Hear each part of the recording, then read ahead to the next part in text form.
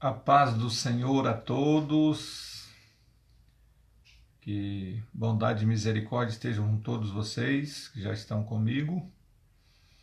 Estamos aqui para mais uma transmissão, mais uma meditação na Palavra de Deus.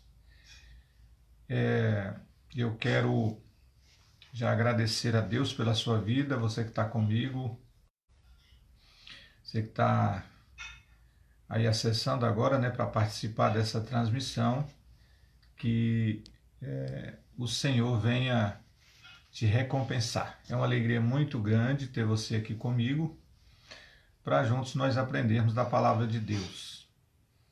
Eu quero pedir que você possa compartilhar esse conteúdo, divulgar nas suas redes, tá certo? Convido você também para visitar o Instagram da nossa igreja, Igreja Assembleia de Deus Jeová Nissi. Lá nós vamos ter transmissão dos cultos. Aqui também pela página no Facebook, da Assembleia de Deus Jeová Nissi.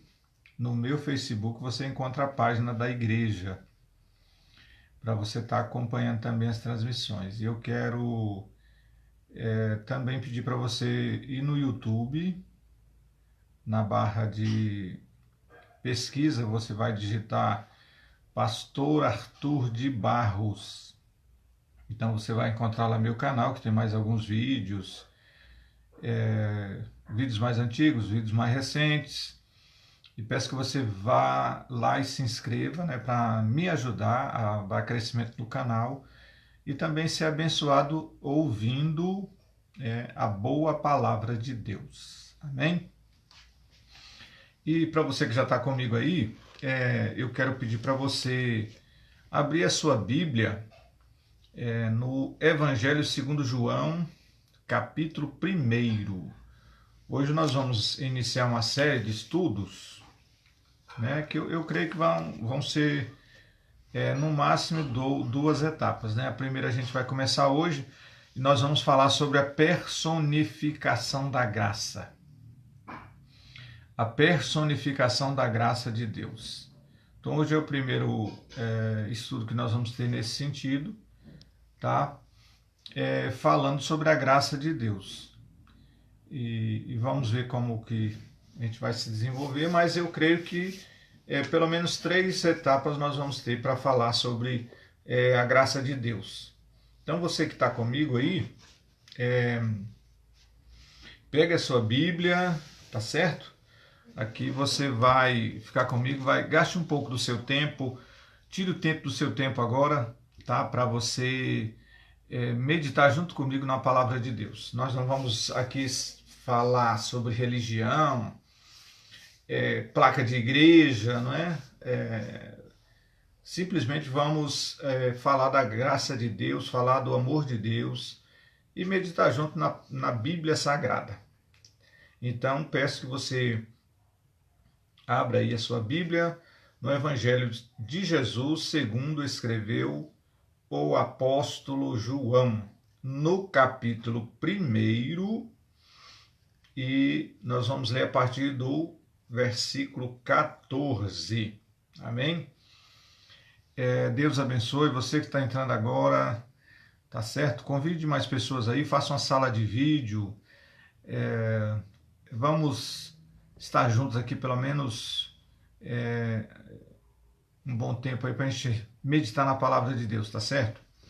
Vamos lá. Eu quero ler aqui esse mesmo texto, só que eu vou usar duas traduções. A primeira tradução é uma tradução católica, né? Eu vou ler aqui numa tradução católica, por quê? Porque eu gosto muito dessa tradução e muita gente que me acompanha ainda não é cristão protestante, mas é cristão católico. Então, por isso que eu gosto também de fazer leitura aqui na Bíblia de edição católica. Depois nós vamos ler aqui na Bíblia de edição protestante, tá bom? Vamos lá. Evangelho segundo João, capítulo 1. Eu vou ler do versículo 14 até o versículo 17. Então, quero que você acompanhe aí. Evangelho segundo João, capítulo 1, do versículo 14 até o versículo 17. Diz assim: E o Verbo se fez carne e habitou entre nós. E vimos sua glória, a glória que o Filho único recebe do seu Pai, cheio de graça e de verdade. Versículo 15. João dá testemunho dele e exclama: Eis aquele de quem eu disse: O que vem depois de mim é maior do que eu, porque existia antes de mim. O versículo 16. Todos nós recebemos da sua plenitude graça sobre graça, pois a lei foi dada por Moisés. A graça e a verdade vieram por Jesus Cristo. Maravilha, né? Então, eu fiz a leitura aqui na Bíblia de edição católica. Agora vamos aqui ler na Bíblia de edição, né, na Bíblia protestante. Acompanhe aí, pegue a sua Bíblia, tá certo? Fique com ela, vamos ler. No mesmo Evangelho de Jesus segundo João, capítulo 1, a partir do versículo 14, diz: E o Verbo se fez carne e habitou entre nós, cheio de graça e de verdade. E vimos a sua glória, glória como do unigênito do Pai. João testemunha a respeito dele e exclama: Este é o que, de quem eu disse, o que vem depois de mim, contudo a primazia, porquanto já existia antes de mim. Versículo 16. Porque todos nós temos recebido da sua plenitude e graça sobre graça. O 17. Porque a lei foi dada por intermédio de Moisés. A graça e a verdade vieram por meio de Jesus Cristo. Glória a Deus. Então, hoje nós vamos falar sobre graça, a personificação da graça. Mas hoje, nesse primeiro contato que nós vamos ter falando desse tema, eu quero dar uma visão bem geral daquilo que é a graça de Deus, tá bom? A palavra graça, o que significa essa palavra? A palavra graça significa favor que se dispensa ou se recebe. Favor que se dispensa ou se recebe. Ou seja, está no meu controle, no meu arbítrio, eu receber ou não receber. Tá? Essa palavra também significa favor que os homens não merecem, mas que Deus livremente lhes concede. Vou ler de novo. Favor que os homens não merecem, mas que Deus livremente lhes concede. Então, é o favor que Deus concede aos homens livremente. E favor que eles não merecem. Ninguém merece. Mas Deus livremente concede aos homens. Porque Ele é amor, porque Ele é bom. Tá? Essa palavra também, graça, ela pode significar elegância de forma. Provérbios 31, versículo 30, diz assim: enganosa é a graça e vã a formosura, mas a mulher que teme ao Senhor, essa será louvada. Né? Ou seja, então ali fala da graça não como favor, mas como estética, ou como aspecto, ou como elegância de forma que é passageiro, vai rápido, tá certo? Mas o que eu quero trazer para vocês, o foco principal é esse favor que os homens não merecem, mas que Deus concede livremente. primeiro nós temos que entender o seguinte, que nenhum de nós merece nada da parte de Deus, em consequência dos nossos atos errados constantemente, tá bom? Mas Deus nos concede bênçãos, favores, livramentos, providências, salvação, porque Ele é bom e Ele decidiu livremente conceder isso aos seres humanos, tá bom? Então vamos lá. Primeiro eu quero falar e trazer para nosso entendimento, dessa maneira geral, a prefiguração dessa graça, tá certo? Como começou esse ato de Deus em favor dos homens, como isso foi necessário. O porquê disso? Por que os homens, mesmo não merecendo, Deus é tão bom com eles, Deus concede favores, milagres, tá certo? Por que isso? Tá, vamos lá. Então vamos voltar para o início da Bíblia, tá? Você está com a sua Bíblia aí, você vai voltar lá para o primeiro livro da Bíblia, que é o livro de Gênesis. Você volta para lá, para esse primeiro livro, o livro de Gênesis. E você vai para o capítulo 3 e o versículo de número 15. Então nós vamos ler. Gênesis 3,15. Diz o seguinte, isso é Deus falando para serpente, tá? Porém, inimizade entre ti e a mulher, entre a tua descendência e o seu descendente. Este te ferirá a cabeça e tu lhe ferirás o calcanhar. Vamos entender para a gente saber o que isso tem a ver com o que eu estou falando, né? Então aqui, esse diálogo de Deus com a serpente, né, isso foi logo depois, aconteceu logo depois em que Adão e Eva comeram lá daquele fruto que Deus tinha ordenado que eles não comessem. Então eles desobedeceram, erraram. E para cada um, Deus se dirigiu de maneira direta. Então, quando ele vai falar com a serpente, que ela foi o agente, né, do inimigo para tentar enganar a mulher, e a mulher, por conseguinte, acaba também dando fruto para o seu marido.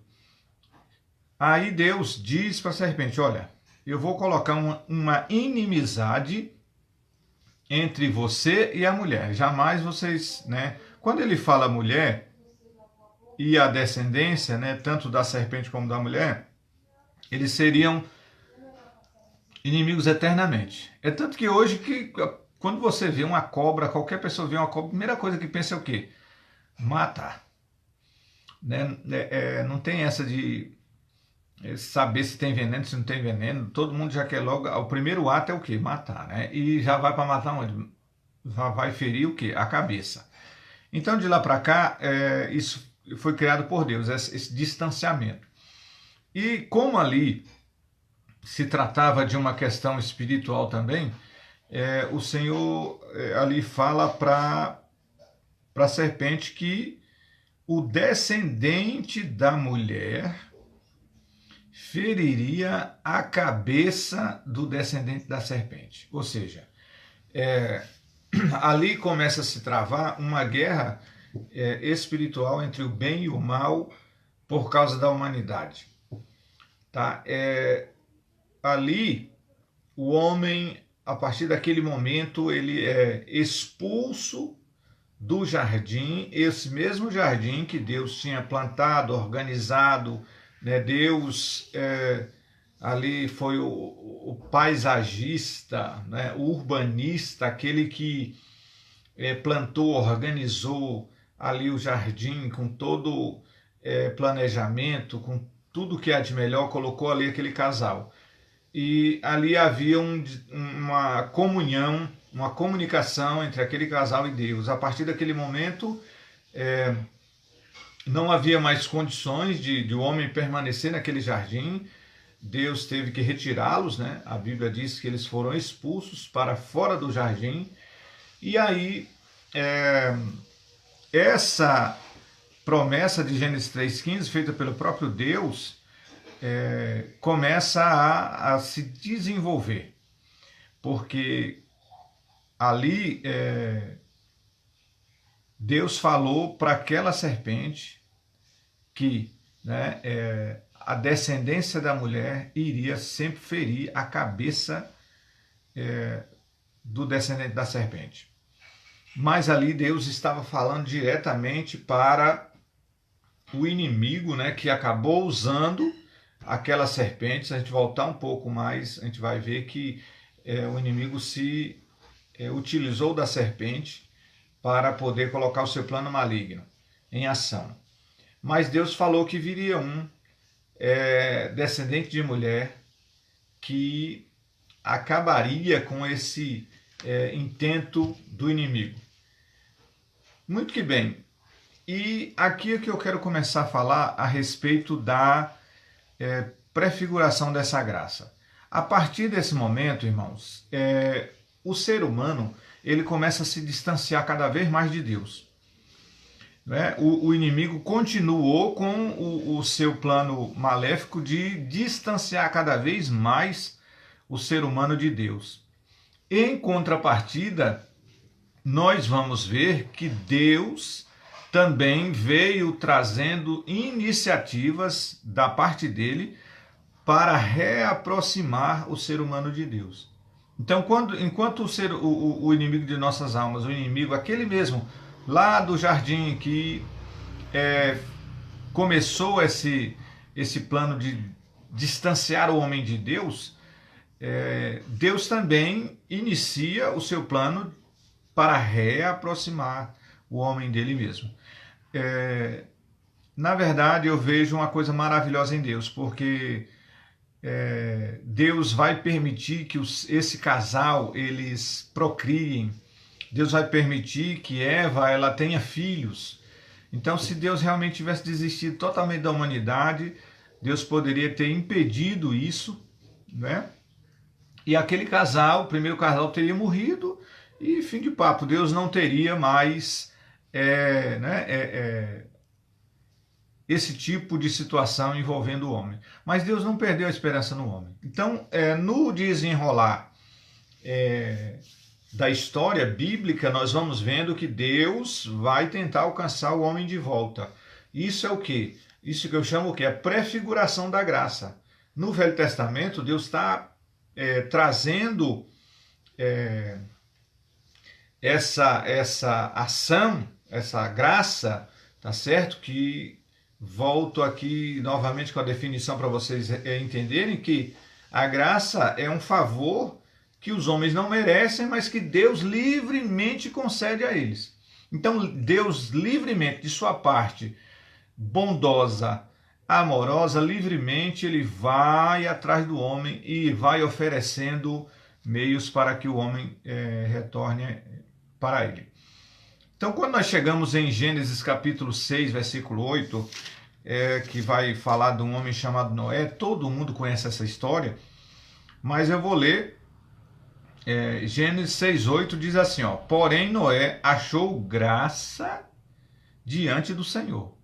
Porém, essa palavra porém nos remete ao contexto anterior desse versículo. Aos 7 primeiros versículos do capítulo 6 de Gênesis vai dar um panorama de como que estava a raça humana, tá? Que começou lá fora do jardim, começa com Adão e Eva.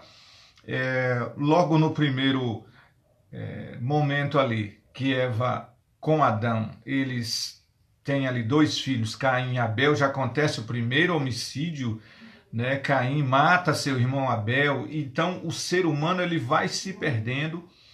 E quando chega em Gênesis capítulo 6, a Bíblia vai dizer que o gênero humano se corrompeu de tal forma, estava assim algo tão terrível de pecado, de desobediência, de distanciamento de Deus, que Deus resolve dar cabo, exterminar a raça humana, tá?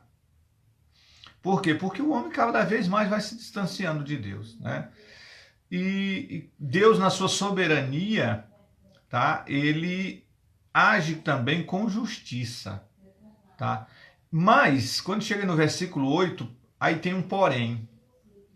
Esse porém, ele muda a história. Quando Deus diz, né? Quando a palavra diz, porém Noé achou graça diante do Senhor, ou seja, Noé estava convivendo e vivendo no meio daquela geração corrompida, no meio daquela geração que se distanciava de Deus, que cometia toda sorte de pecados, né? Jesus até cita isso no Novo Testamento, quando ele vai falar dos sinais da sua vinda, ele cita essa geração de Noé, né? Ele vai dizer, ó, assim como foi nos dias de Noé, ou seja, o pecado, a desobediência, a indiferença com relação a Deus e a sua vontade, né? Vai se tornando crescente, e Noé acha graça. E no versículo 9 diz, essa é a história de Noé. Noé era homem justo e íntegro entre os seus contemporâneos. Noé andava com Deus. E esse Noé alcança esse favor. Não é porque Noé era perfeito, né? Noé procurava ser diferente da sua geração, agir de forma diferente. E Deus olhou e viu. Então ele alcança o favor de Deus, tá certo? Ele alcança o favor de Deus. E ali ele recebe de Deus uma missão, que era construir a arca, colocar suas famílias, não é isso? E também colocar um casal de cada animal ali. Todos conhecem essa história. Então eu vejo aqui a graça de Deus alcançando uma família, alcançando pessoas quando tudo estava a ponto de Deus exterminar tudo, né? Por causa do pecado, da desobediência. Então ali a gente vê a graça e a misericórdia de Deus nos preservando. O que a gente aprende com isso? Que é possível, né, nos tornarmos justos, íntegros, retos, mesmo que todos que nos cerquem estejam distanciados de Deus, se corrompendo, se perdendo no pecado, nos seus próprios prazeres, tá? Se nós procurarmos agir de forma diferente, de forma a agradar a Deus, nós alcançamos o favor de Deus. Não que a gente tenha algum merecimento, nós não temos nenhum.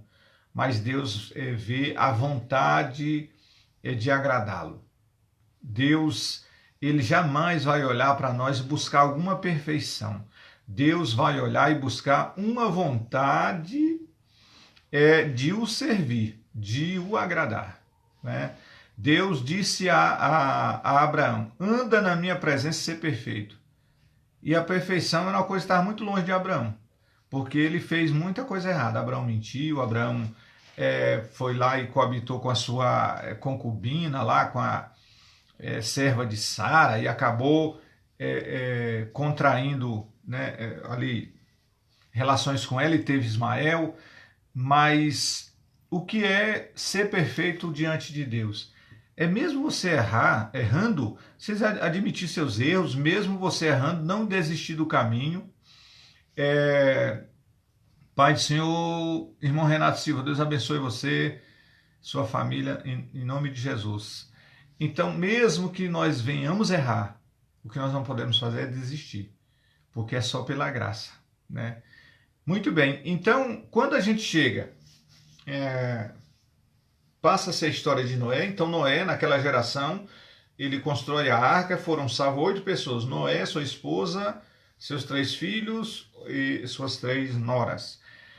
E quando a gente chega no capítulo 12 de Gênesis, nós vamos ver também a história de um homem chamado Abrão, que até citei aqui agora. Deus chama ele de um meio de uma terra, né, de Ur dos Caldeus, e essa terra era uma terra muito idólatra.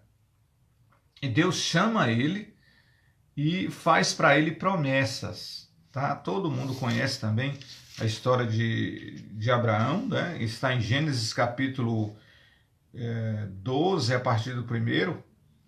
Então, Deus faz para ele promessas.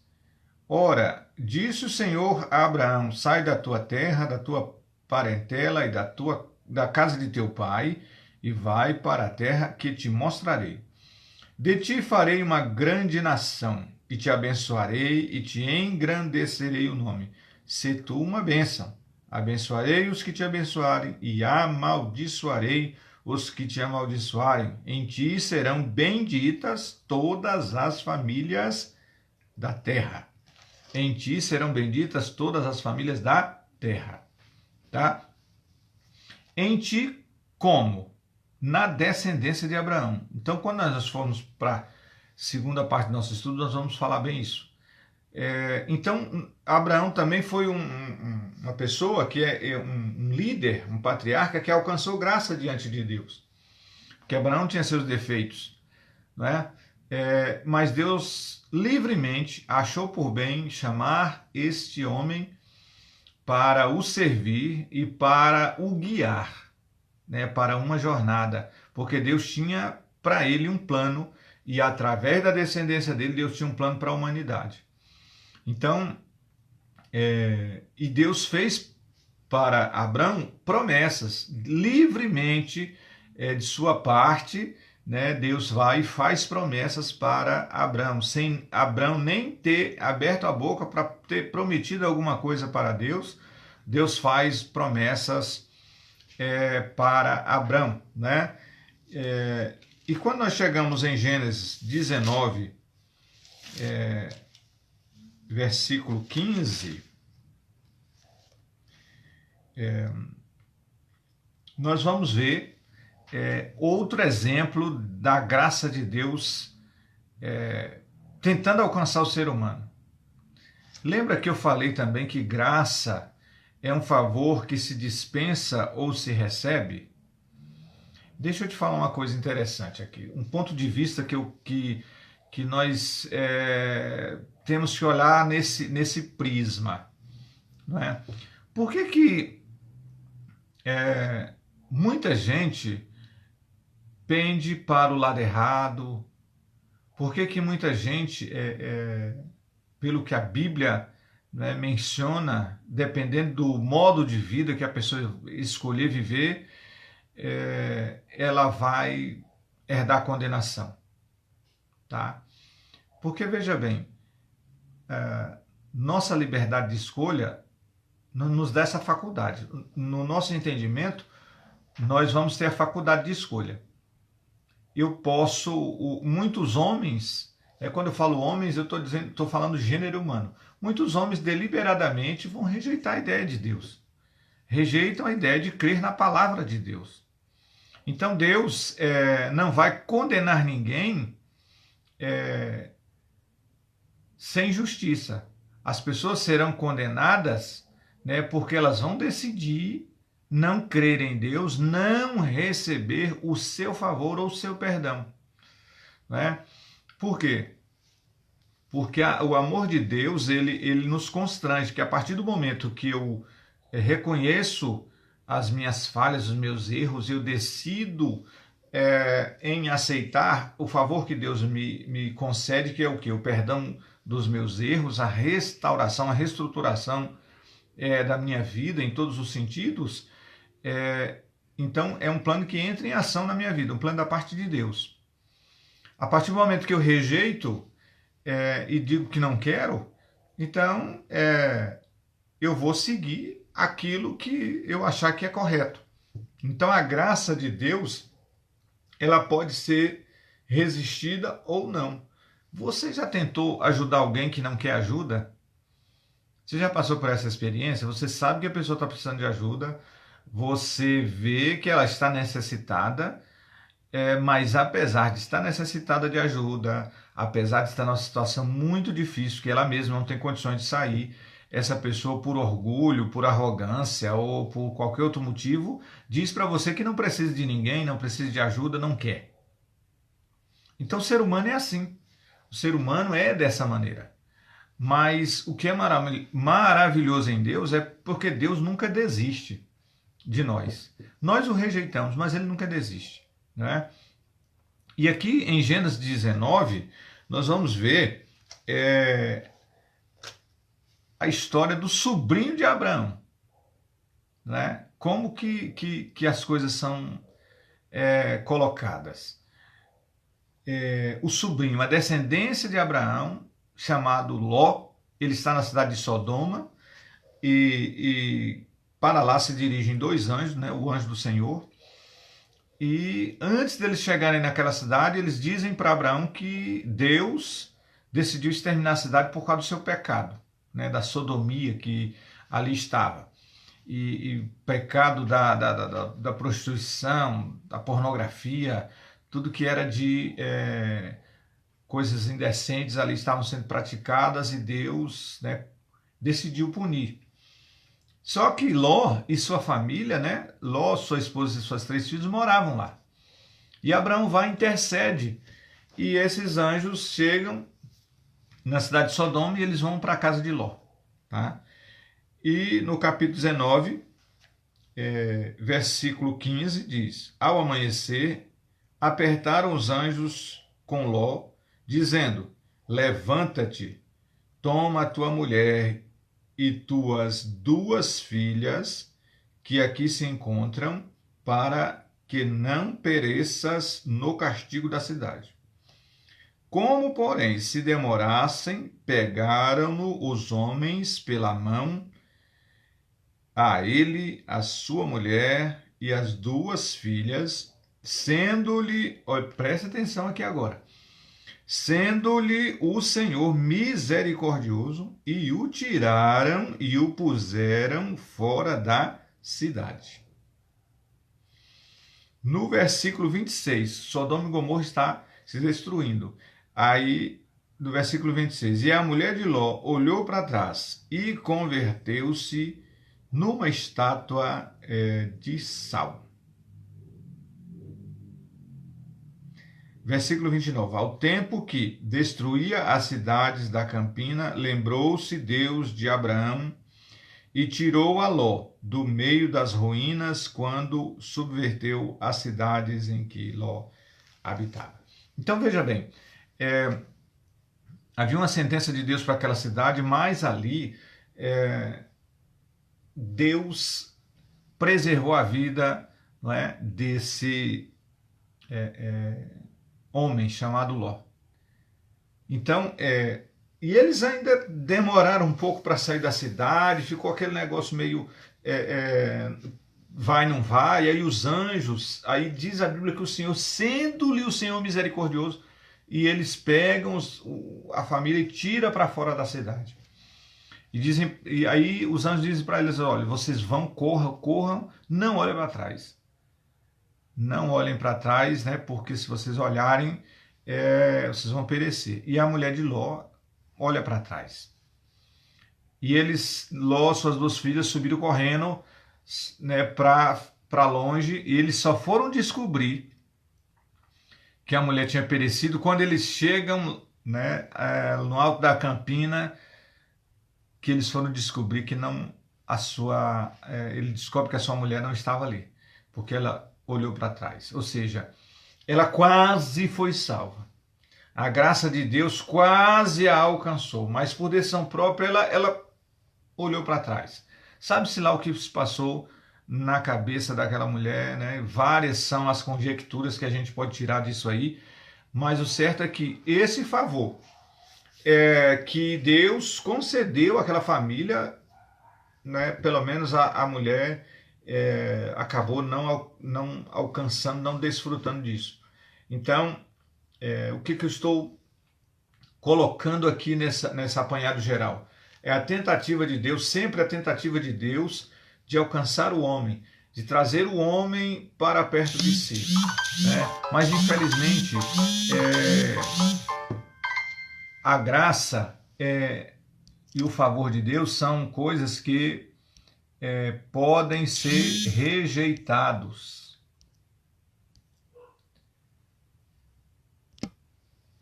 Podem ser rejeitados. Quantas pessoas você convida? Vamos na igreja, vamos ouvir a palavra de Deus, vamos orar. E as pessoas dizem não quero. Né? Ou seja, então as pessoas preferem outros a fazer o seu tipo de coisa, menos aquilo que é realmente imprescindível. Quando nós chegamos agora em Gênesis capítulo 28, tem outra história interessante também, Gênesis 28, nós vamos ver a graça de Deus alcançando também um homem chamado Jacó. Porque veja bem, Deus disse para Abraão que nele todas as famílias da terra serão benditas. Então as promessas de Deus e a aliança de Deus com Abraão foram passadas de geração em geração. Então Abraão, Isaac herda das promessas. Agora de Isaac nascem dois gêmeos, Jacó e Esaú. Nós conhecemos a história e vemos que Esaú ele despreza isso, né? E Jacó, mesmo com seu jeito lá todo trapaceiro, ele acaba por adquirir o direito à primogenitura, né? E aí ele rouba, né, a bênção do seu irmão Esaú como sendo primogênito, e para não haver ali um derramamento de sangue, ele decide fugir, né? Orientado pela sua mãe, ele decide fugir. Quando ele chega num lugar chamado Betel, ele ali pega uma pedra por travesseiro, ele se deita, ele tem um sonho, né? O famoso sonho da escada que Jacó vê, que vai do céu à terra e os anjos de Deus subiam e desciam por ela, né? E quando chega em Gênesis capítulo 28 e o versículo 10, né? Olha só. Partiu Jacó de Berseba e seguiu para Harã. Tendo chegado a certo lugar, ali passou a noite, pois já era o sol posto. Tomou uma pedra do lugar, fê-la por seu travesseiro e deitou ali mesmo, para dormir. E sonhou, eis posta na terra uma escada cujo topo atingiu o céu, e os anjos de Deus subiam e desciam por ela. Perto dele estava o Senhor, ele disse: Eu sou o Senhor, Deus de Abraão, teu pai, e Deus de Isaque. A terra em que agora estás deitado, eu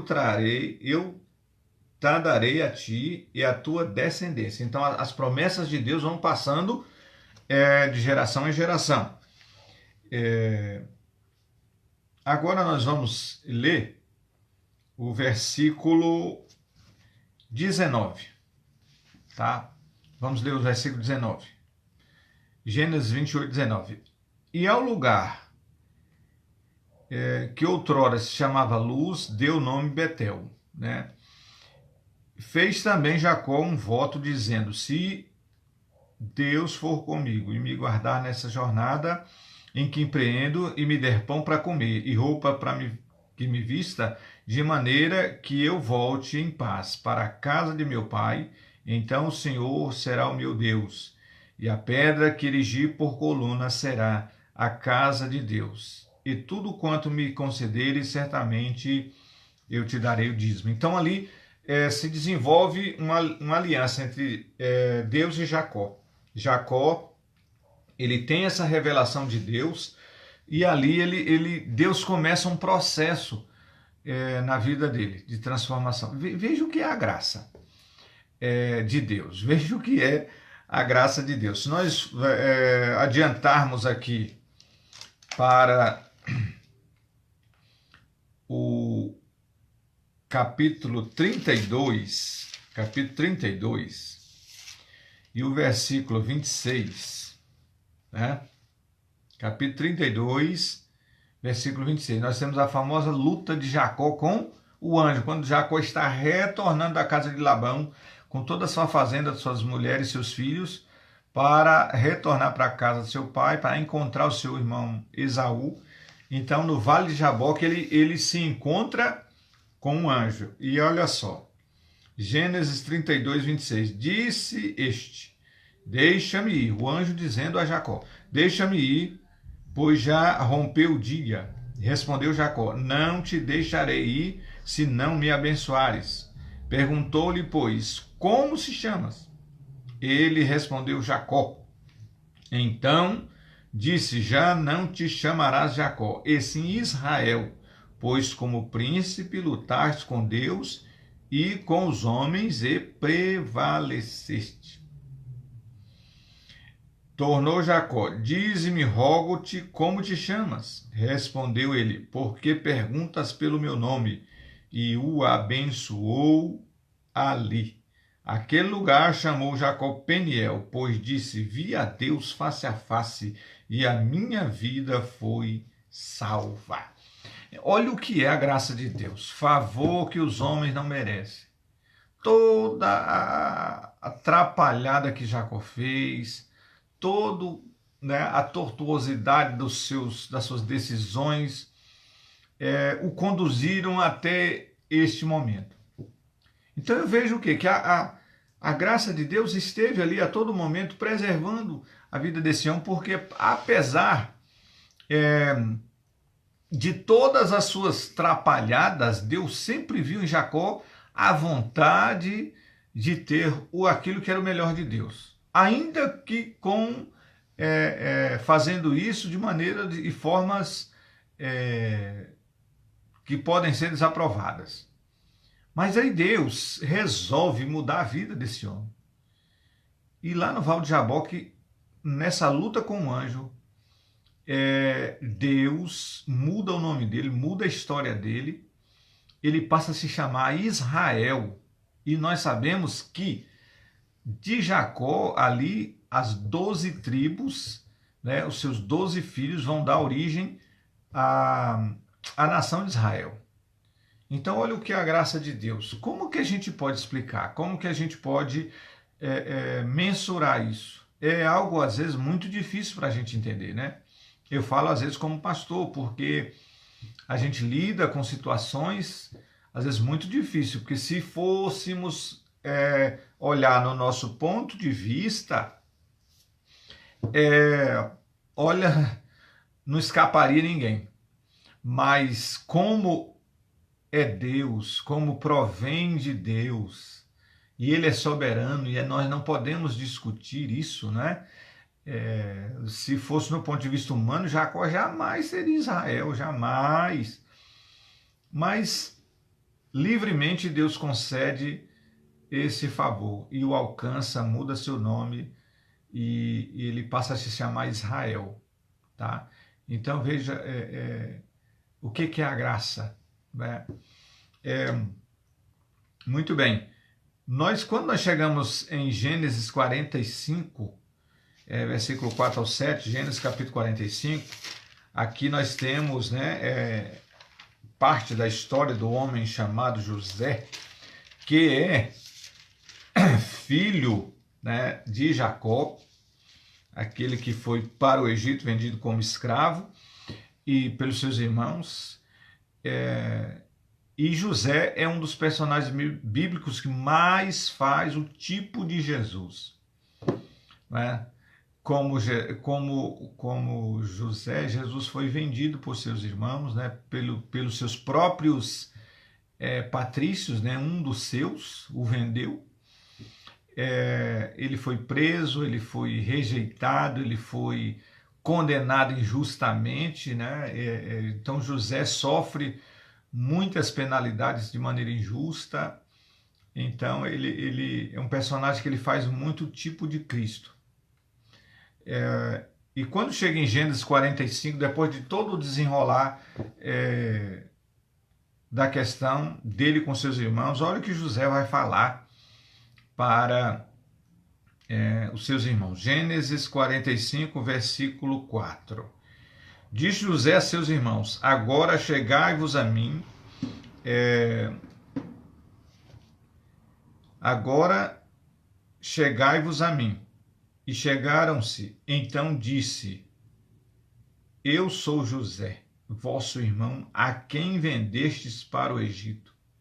Agora, pois, não vos entristeçais, nem vos irriteis contra vós mesmos, por me haverdes vendido,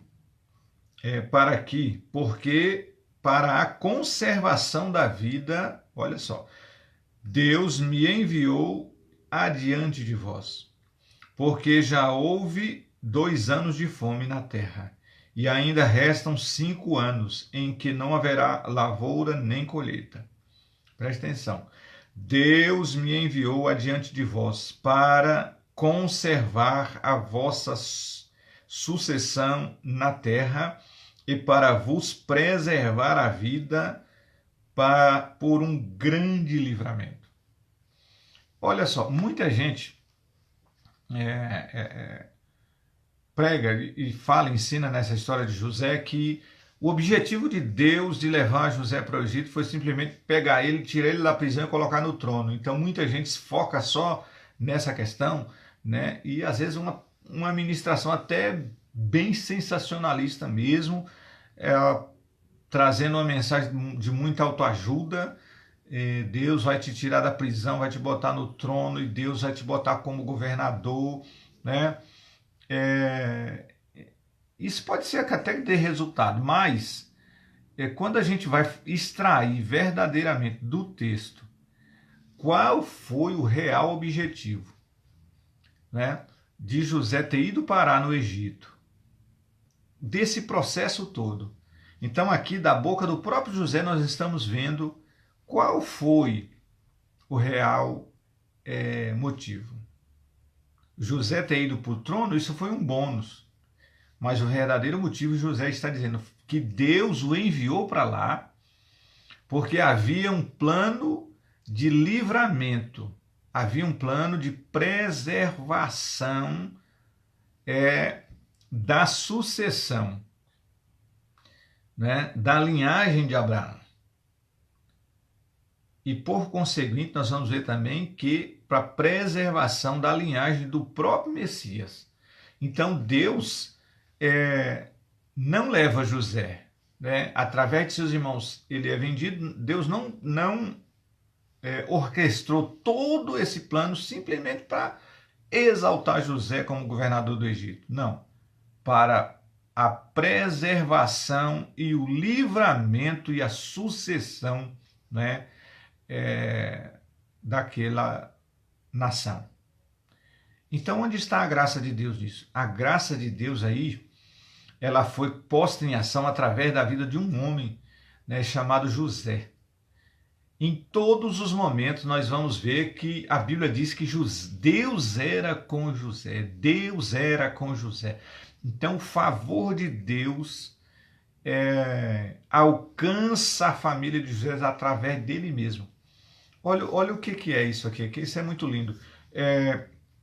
A graça de Deus ela pode chegar aos homens através de mim e da sua vida, com as nossas atitudes, com a nossa mensagem, com a nossa ajuda. Então a graça de Deus ela nos alcança para que através de nós Deus também possa alcançar mais pessoas. Então ali José não se deixou levar pela amargura, José não se deixou levar pela ira, porque os irmãos de José o venderam. Depois, onde eles vão parar? Eles vão parar na mão de José, eles vão comer lá na mão de José. Então, se José fosse dar lugar para a ira, para a amargura, para o rancor, para a cólera, ele simplesmente teria exterminado seus irmãos, porque ele era o soberano, né, o segundo soberano do Egito naquela época. Mas Deus usou de graça e misericórdia e preservou ali.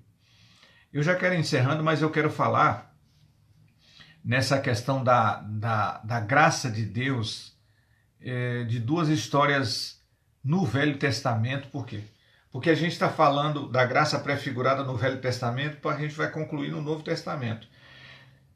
Então, tem duas histórias no Velho Testamento que mostram verdadeiramente a graça de Deus e a misericórdia de Deus, ela tem um longo alcance. A primeira história está no livro de Josué, de uma mulher chamada Raabe. Todo mundo conhece essa história.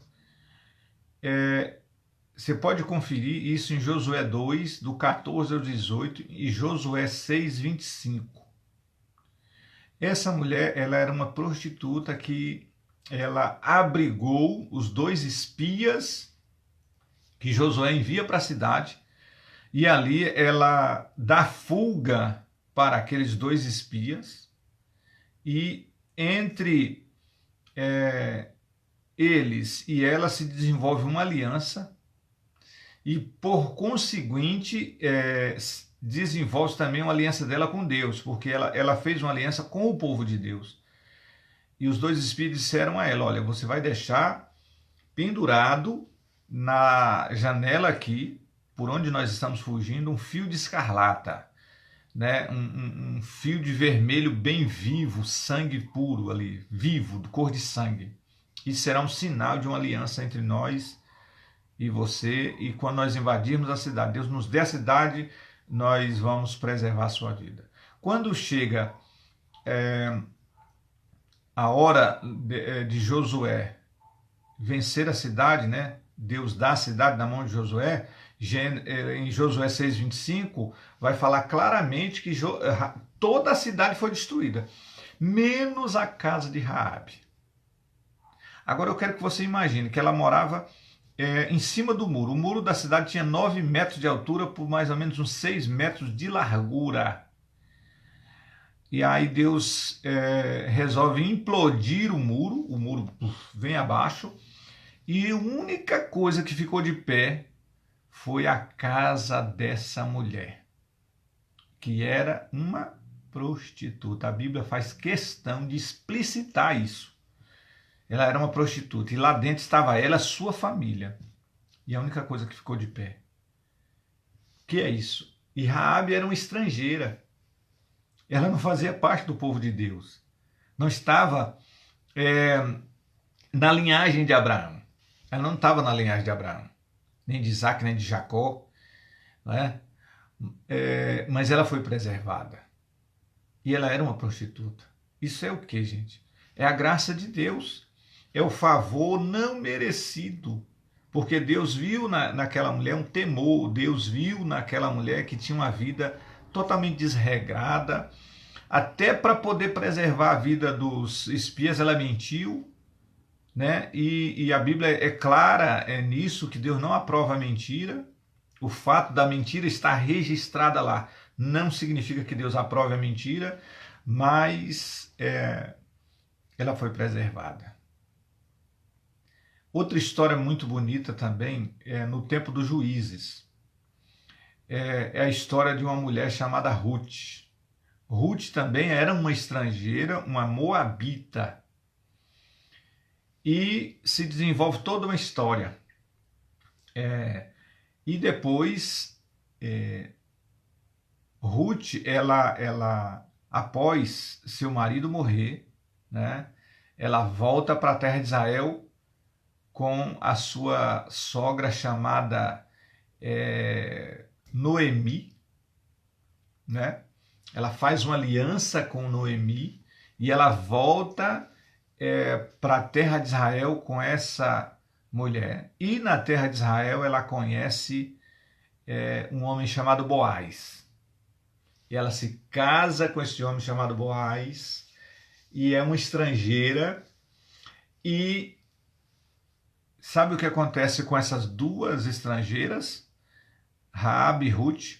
Se você ler a genealogia de Jesus, que está no livro de Mateus, no capítulo 1, você vai ver que essas duas personagens, que não tem nada a ver com o povo de Deus, que eram que viviam uma vida, a primeira era uma prostituta, a outra vivia num país idólatra, né? Um país que era até inimigo do povo de Israel. E essas duas mulheres vão parar na genealogia de Jesus, não é?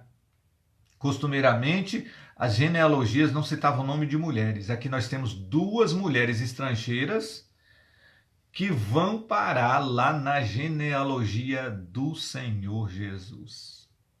O que é isso, senão a graça de Deus, a misericórdia de Deus? Deus nos mostrando que a graça dele, o alcance da graça dele é universal, é para todos.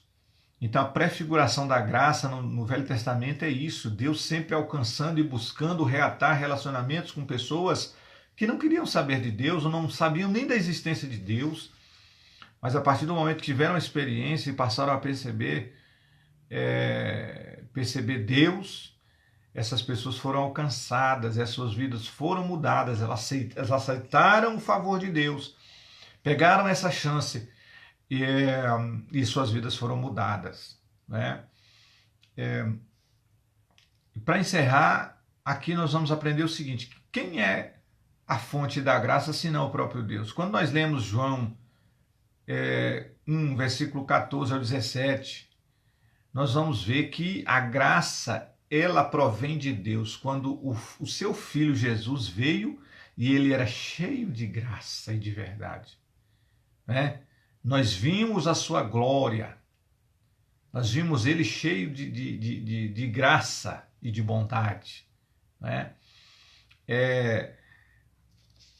Romanos 5, versículo 20, vai dizer que onde abundou o pecado, superabundou a graça de quem? De Deus, não é? Superabundou a graça de Deus. Então a fonte da graça é Deus. A fonte do favor, do livre amor em relação aos homens é Deus. Nós vimos isso aqui prefigurado no Novo Testamento. E quando chegar no Novo Testamento, nós vamos falar aqui amanhã, tá certo? Na segunda parte dessa nossa meditação, nós vamos ver essa graça sendo personificada. Nós vamos aprender uma coisa interessante que eu quero falar para você agora. A graça, ela não é uma energia, a graça não é uma porção mágica, a graça não é um conto de fadas. A graça, você vai aprender aqui que a graça, ela é uma pessoa. Ela é uma pessoa. E você vai saber descobrir quem é essa pessoa amanhã, na segunda parte do nosso estudo. Então, hoje foi um apanhado geral para você ter noção de que quando a gente fala que é um favor que os homens não merecem, aqui a gente retratou a situação de muitas pessoas que, olha, não merece não. Você que está na igreja hoje, você merecia ou você merece, né? Pelo seu histórico de vida passada, pelas coisas que a gente ainda faz hoje, pelas burradas que a gente comete com Deus, pelos tropeços, nós merecemos, né? Algo da parte de Deus, algum dom, alguma herança, algum milagre. Irmãos, é pela graça de Deus. Eu sou pastor hoje, estou na direção de uma igreja pela graça de Deus, né? Estou aí no caminho da salvação, buscando, né, cada dia mais estar aliançado com o Senhor pela graça de Deus. Tudo é pela graça, nada é por merecimento, né? Então, nessa primeira parte, o que eu queria deixar para vocês é isso, essa prefiguração, desde Gênesis até hoje, o Senhor está a oferecer esse favor a nós, o perdão dos nossos pecados, a nossa libertação, a nossa restauração de vida em todos os sentidos, pela graça. O apóstolo João diz que Deus é amor, né? Deus é misericórdia, Deus é gracioso para conosco. Então, sempre Deus está buscando essa iniciativa de trazer o homem de volta. O mesmo Deus que teve que expulsar aquele casal do jardim, é o mesmo Deus que quer trazer de volta, sempre nos alcançando com um livre favor. E isso deve nos constranger a tal modo a pensarmos que nós precisamos mudar a cada dia para melhor. Tem que nos constranger a tal modo de nós sermos bem mais gratos a Deus, tá certo? O servirmos com alegria e inteireza de coração. Por quê? Porque nós fomos alcançados sem merecer, né? Eu vejo muita gente ensinar uma coisa e eu concordo, né? Não fomos nós que aceitamos. Primeiro Deus nos aceitou, né? Primeiro foi ele. Primeiro a iniciativa partiu dele de nos alcançar. E aí nós passamos a perceber que era a melhor saída para nós. Então, hoje nós vamos ficar por aqui, tá bem? Com essa primeira parte da nossa meditação. Amanhã nós estaremos aqui de volta novamente para continuarmos falando sobre a personificação da graça.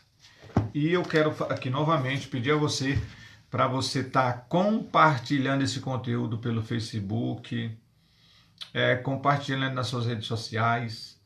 Se você tem canal no YouTube, se você tem acesso aí ao YouTube, vá lá no YouTube, na barrinha de pesquisar Pastor Arthur de Barros, você vai digitar lá e você vai se inscrever no nosso canal. Se inscreva lá no meu canal, me ajude a dar crescimento. Lá nós temos outros vídeos, né, alguns mais antigos, alguns vídeos de alguns eventos na nossa igreja.